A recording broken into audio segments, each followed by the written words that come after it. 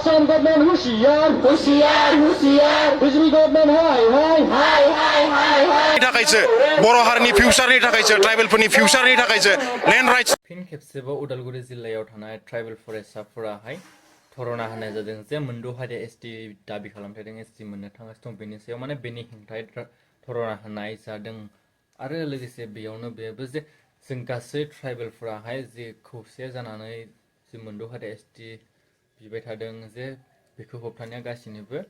मोनसे बिबान माने जि मोनद' हारिया एसटि मोनोब्ला जि एक्जिस्टिं ट्राइबेलजों थाखानाय ट्राइबेलफोरा गोबाङानो खहा जाया माने खहा जायालासिनो एसटि होनांगौ होनदों बेयाव खिन्थु बे बाथ्राया रोखा जे बिथांमोना जुदि एसटि मोनमारोब्ला जों गासै ट्राइबेल थाखानाय ट्राइबेलफोरनि थाखाय माने खहा जागोन माने जोंनि मोन्थायखौ जों गावनो खोमाना लानाय जागोन आरो लोगोसे से खोथाफोरखौ बिथांमोना मुंख'नायखौ जों नुनो मोनदों नोंथांमोना भिडिअखौ नायना ला अब्लासो मिथिनो हागोन दिनै उदालगुरिनि ट्राइबेल स्टुडेन्टस बिथांमोना नैबे हाबाफारिखौ लादों प्रटेस्टनि हाबाफारिखौ लादों बयबो दाब दाब कलेजनिफ्राय फैदों उदालगुरि डिस्ट्रिक्टआव जाखिनि कलेज दङ बेनि स्टुडेन्टसफोरा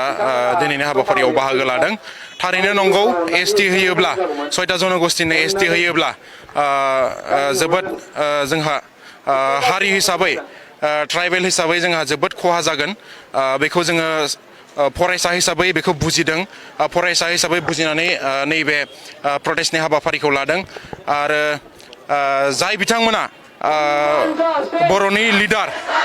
जाय बिथांमोना बर'नि खथायाव इलेक्सन गेलेनानै देरहालांदों बिथांमोना दिनै फंसेबो खोथा बुङाखै बर' एसटिनि हेंथायै फंसेबो खोथा बुङाखै एसटि होनायनि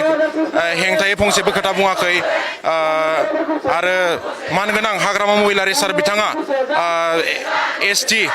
होनायनि सायाव एप्रुभेल होनानै एनअसि हरदों आसाम गभर्नमेन्टनो बे एनअसिखौ जोङो फरायसा हिसाबै थाबैनो उइथड्र खालामनांगौ होननानै जोङो फोरमायो आरो बुङो जोङो बर' फरायसा हिसाबै जोंनि फिउचारखौ नुहुरदों जोंनि फिउचारनि बागै जोङो बर' फरायसा हिसाबै सानदों आरो जाय बिथांमोना जोंनि उल्था उल्थि कमेन्ट होदों बिथांमोना अननानै गासैबो सिरि थानांगौ जोङो बेयाव सोरबा बिपिएफ सोरबा इउपिपिएल सोरबा अर्गेनाइजेशन्स आबसु सोरबा बिएसइउ होननानै जोङो नैबे प्रटेस्टनि हाबाफारिखौ लायाखै जोङो एज ए ट्राइबेल स्टुडेन्टस हिसाबैसो जोङो नैबे प्रटेस्टनि हाबाफारिखौ लादों आरो फिउचाराव जोंनि प्रटेस्टनि हाबाफारिया बेफोरबायदिनो जाबाय थागोन आरो जालांबाय थागोन फरायसा हिसाबै आं बेखौनो फोरमायबाय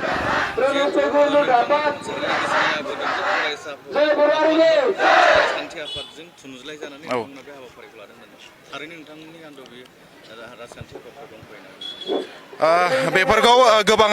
गोबां बुंगोन गोबाङा गोबां खोथा गुबुन गुबुन बुङो जोङो बेफोरबायदि सोरबा राजखान्थि आफादजों सोरबा पलिटिकेल पार्टिजों रावजोंबो थुंज्लायजानानै जोङो नैबे हाबाफारिखौ मावाखै जोङो फरायसा हिसाबैसो जोंनि फिउचारखौ नुहुरनानै जोंनि फिउचारनि खोथाखौ साननानै फिउचार जेनेरेसननि खोथाखौ साननानै जोङो जोंनि राइट्सनि थाखाय जोंनि लेन्ड राइट्सनि खोथानि थाखाय जोङो नैफोर हाबाफारिखौ लादों जोङो रावबो पलिटिकेल पार्टि जोङो थुंज्लायनानै नैबे हाबाफारिखौ लायाखै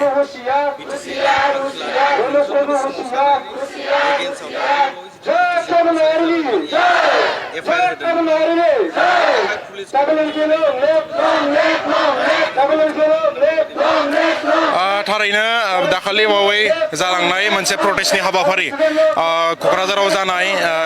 बड'लेण्ड मुलुगसोलोंसालिनि गेटनिफ्राय लानानै सेक्रेटारियेटसिम बे प्रटेस्टनि हाबाफारिखौ लादोंमोन बेयाव मोननैसो जानाङि जाथाया जाना थाङो बेफोरो मा होनना बुङो गभर्नमेन्टआ स्टुडेन्टनि सायाव एफआइआर होदों खिन्थु डिसि मेडामनो मेम'रेन्डाम होनायाव स्टुडेन्टफोरनि सायाव जेबो एगेन्स्टै केस होनाय जानाय नङा होननानै मेम'रेन्डामाव लिरनाय दंखायो आरो बेफोरबायदि जेबो केस जानाय नङा स्टुडेन्टफोरनि सायाव